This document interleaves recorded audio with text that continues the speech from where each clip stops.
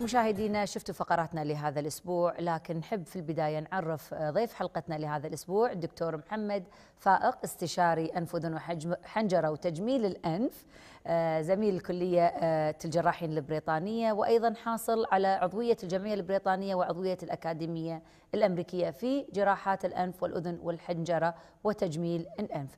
يشرفنا تواجدك اليوم معنا دكتور محمد، وشرف لنا أنك تكون معنا في حلقتنا لبرنامج أطباء في حلقة جديدة من ديكورنا الجديد.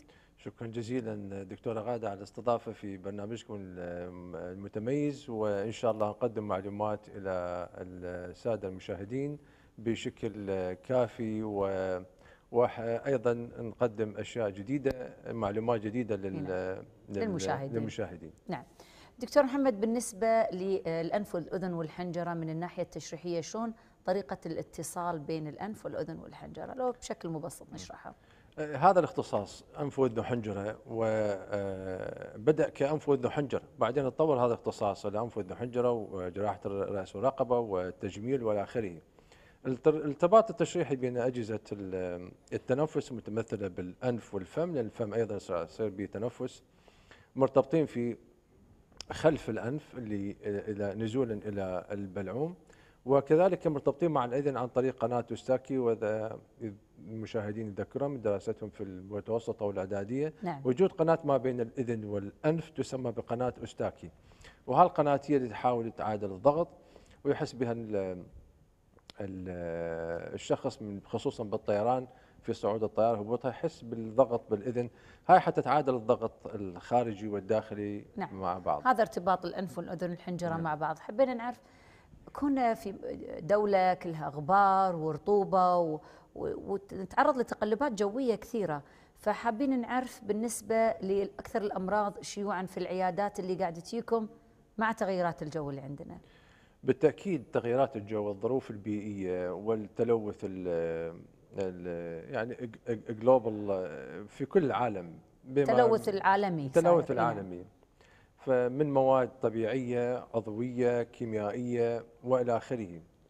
لا يخلو بلد من مشاكل الحساسية في الأنف والجيوب الأنفية والبلعوم والحنجرة والعين، هاي كلها طبعا متكاملة تتأثر بهذا الشكل.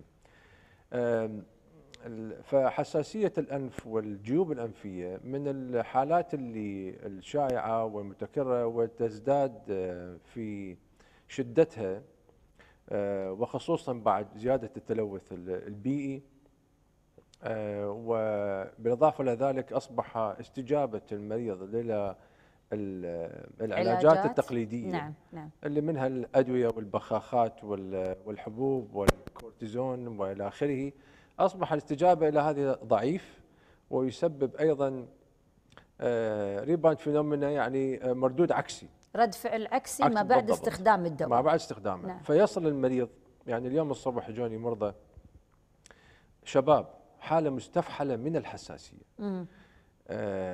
يعني عمره لا 20 22 سنة. هاي الحالات كنا نشوفها احنا لما يجينا واحد عمره 50 60 سنة يعاني من الحساسية. نعم. أنفه مغلق تماما، تضخم شديد في قرنيات الأنف، والمتعارف عليها الناس يسموها لحميات، هي النيزل بولب لحميات، لكن نعم. هي قرينات. نعم. انسداد شديد، ما يقدر يتنفس. والمسألة المهمة اللي يعني ظهرت تقريبا بال10 15 سنة الثانية، أنه حساسية الأنف والجيوب الأنفية أصبحت تؤثر على القصبات الهوائية. نعم. فزادت ظهرت حالات الربو. أحسنتي. بالضبط. والالتهابات الرئوية قاعدة تزيد هالأيام. بالضبط. الدكتورة تعرفين أنه حالات الربو القصبات كان يعني سبيشال انتيتي، معزولة تقريبا كربو. نعم. لكن الآن يعني هذا المريض اللي أشوفه ومرضى آخرين عديدين. نعم. أنه دكتور يقول أنا ما عندي ربو. نعم. احنا ما نبي نتطرق للربو، قاعد نتطرق لشيء ثاني. طيب. بغي نتكلم عن الحساسية الأنفية، شنو الأعراض اللي يشكي منها المريض عشان نقول والله، خاصة بهالفترة هذه قاعد يجونا المرضى ويقولون أنا عندي حساسية، نقول له لا عندك إنفلونزا، يقول لا أنا عندي الحساسية، نقول له لا إنفلونزا خشمي قاعد يصب. فنبي نوضح لهم الفرق بين الإنفلونزا الالتهاب الفيروسي أو مصاحب له أحيانا بكتيري والحساسية. طيب. حساسية الأنف تؤدي إلى تقريبا الى اعراض قسم من اعراض الالتهابات اللي هي الانفلونزا والبرد، حالات البرد العامه والتهاب الانف العادي، من الحكه وتصبب الماء وانسداد الانف وحكه بالبلعوم و دموع في العين، تدمع العين. نعم. بالضبط. وايضا تدمع العين وحكه في العين وصداع في الراس، ويزيد ايضا من وجود هاي الحساسيه، حيزيد ايضا من حالات اخرى اللي ذكرنا من عندها الربو، وممكن يزيد من حالات الشقيقه. صحيح. وحالات اخرى اللي يعني اكساسربيت او اكتيفيت يحفزها انها تزيد. بالضبط. نعم. فبالنسبه للالتهابات اللي قد المريض يشوف يشتكي ايضا من التصبب الماء من الانف، السوائل اقصد، وكذلك انسداد بالانف، لكنه تلاحظ المريض عنده حراره، ارتفاع درجه نعم. الحراره. نعم. عنده اعراض عامه بالجسم من النحول والام بالمفاصل، فقدان الشهيه. نعم. ففي اعراض اخرى تميزه عن البرد. ولكن الحالة اللي أيضا لاحظناها بالعشر سنين تقريبا الماضية أنه المريض يشتكي من الحساسية طول السنة، فمن يصير عنده أعراض برد فيصير أعراض برد مع الحساسية مصاحبة، فتؤدي إلى حالة من أكيوت يعني انفكشن، حالة حادة من البرد مع حالة حادة من الحساسية بشكل أكثر مما في الحالة الطبيعية. نعم نعم. فحبينا نعرف الفحوصات الأولية. طبعا المريض بيشكي، بيقول أنا عندي صبة خشم، دموعي قاعدة تنزل، مو قادر أوقف عطاس. بغينا نعرف الفحوصات الأولية اللي تجريها في العيادة، منها من فحوصات الدم، شنو ممكن تفيدنا فيه؟ الحساسية، حساسية الأنف، في أهم شيء هو الفحص السريري. أي نعم. أما الفحوصات الثانية فهي مكملة. نعم. ما أحسنتي، مضبوط. لكنه الفحص السريري والفحص بالمنظار هو الأساس في تشخيص الحساسية الأنف. أما الفحوصات الأخرى مثل فحوصات الدم وفحص الحساسية عن طريق اللزقات، الجلد بالضبط. نعم. أو عن طريق الدم. الفحوصات هاي أيضا عملنا بها بحوث، عملنا عدة أنواع من فحوصات الحساسية، وفي حتى أجهزة متطورة لفحص أكثر من 300 نوع من الألرجين أو المواد المحفزة للحساسية. لكن المشكلة اللي المريض يعاني منها أنه حتى لو يعرف شنو الأشياء اللي هو حساس لها، نعم. صعب تجنبها. نعم. يعني ما يقدر يتجنب الغبار. وفي أوروبا وأمريكا عندهم مشكلة البولين، اللقاح. نعم، مع الزرع اللي عندهم كثرة الزرع. بالضبط، كثرة نعم. الزرع والجراس والآخره. نعم. فصعب حتى لو تعرفها صعب تجنبها. فالعلاج الجديد المبتكر نعم. اللي في علاج حساسية الأنف اللي طورته في خلال ال10 سنين الماضية و أعطى نتائج جيدة جدا. يعني أعراض الحساسية تقل بحدود 80%. أعراض الحساسية مع العلاج المطور، مع العلاج المطور تقل 80%. بدال ما نتكلم عن العلاج المطور في البداية، خلينا نتكلم عن العلاج التقليدي وشون المريض يقدر يستخدمه في الحالات الحادة قبل لا يتطور وياخذه إلى العلاج الحديث. نعم. العلاج التقليدي في حساسية الأنف للأسف اللي هو أدوية الحساسية أو الحبوب والبخاخات وأبر الكورتيزون. نعم. هذا ليس بعلاج، ولكن هذا تداوي. نعم. اللي هو علاج العرض اللي يشكي منه المريض. علاج الأعراض، مضبوط. هذا اللي قصدته، نعم. أنه علاج الأعراض وليس علاج المرض، السبب أو الحالة أو المرض. نعم. ففي طول هالسنين هاي المرضى ياخذون هاي العلاجات، واللي ادت بعدين كثره استعمال هذه العلاجات ادى الى نتائج عكسيه واستفحال حاله الحساسيه والتضخم في داخل الانف ولحميات الانف الى درجه حتى تصعب انه اجراء عمليه عليه. نعم. فالعلاج التقليدي علاج الادويه، وفي علاج العمليات. علاج العمليات هو اللي هو اللي دارج الحين حاليا. اللي دارج اللي هو استئصال القرنيات، وهذا بصراحه هو خطا، لانه في مضاعفات شديده جدا، قد يؤدي إلى النزيف الشديد، وقد يؤدي إلى تيبس المزمن داخل الأنف، والروائح الغير طيبة تصيب الأنف حتكون مزمنة. أي نعم. فلذلك معظم يعني البحوث أثبتت أنه تأثيره سلبي على الجسم.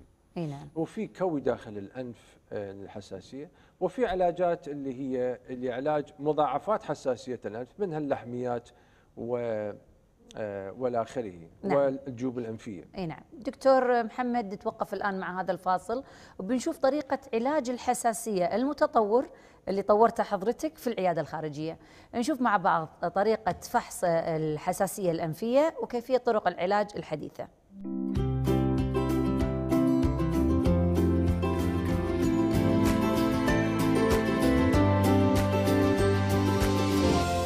العلاج المتطور والحديث لحساسية الأنف، وعيادة أنف وأذن وحنجرة وتجميل الأنف تفتخر بهذا العلاج المتميز الوحيد في الكويت والشرق الأوسط. وقد يكون هذا العلاج المتميز المبتكر متميز في العالم أيضا.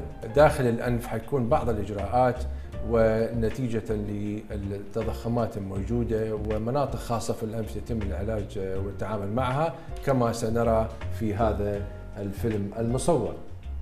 مثل ما تلاحظون أعزائي المشاهدين في داخل الأنف، وراح نلاحظ أنه حاجز الأنف هذا موجود وعلامات الحساسية واضحة جدا والتضخم والى آخره. وتلاحظ أيضا هاي لحمية الأنف السفلى، هذه لحمية الأنف متضخمة جدا مع الإفرازات الشديدة الموجودة داخل الأنف وتضيق في الأنف، وهذا نتيجة لوجود الحساسية الشديدة. ودخولا بالأنف راح نلاحظ الجهة الثانية أيضا راح نلاحظ اللحمية السفلى واللحمية الوسطى وحاجز الأنفنة والإفرازات الشديدة تسبب الحساسية. العلاج الجديد والمتميز في حساسية الأنف أنه يتم توسيع الأنف بحيث يستطيع المريض أن يتنفس في تصغير هذه اللحميات، وكذلك نعمل علاج خاص إلى مناطق معينة في الأنف اللي راح تقلل من الإفرازات ومن العطاس، وكذلك راح تقلل من الشعور بالانسداد. فهذا علاج جيد جدا. نسبة نجاح العلاج في تقليل أعراض الحساسية والعطاس وانسداد الأنف والى آخره يحتاج إلى جلسة واحدة، وقليل من الحالات يحتاج إلى جلسة ثانية.